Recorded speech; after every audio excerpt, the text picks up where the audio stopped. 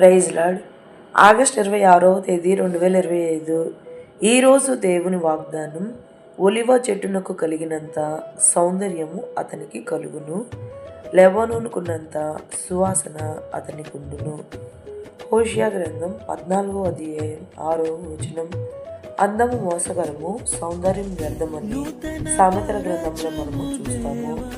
ఎస్తేరు రాజమందిరములోని స్త్రీలు అలంకరించుకుని వాటిని కాక తగ్గింపు జీవితాన్ని కలిగి సహజ సౌందర్యముతో రాణి కాగలనని బైబిల్ గ్రంథంలో మనము చూస్తాము. యేసేను వెంబడించే వారి ముఖములలో ప్రసన్నత, ప్రశాంతతే నిజమైన సౌందర్యము. కనుక మనము మన జీవితంలో యేసేను కలిగి ఆయన సన్నిధికాన్ని మనపై ప్రసరించు భాగ్యము మనము పొందుకుని ఈ రోజు వాగ్దానం మన జీవితంలో నెరవేరాలని కోరుకుంటున్నాను. పరిచయంలో మీ సహోదరి ఆమేన్. God bless you all.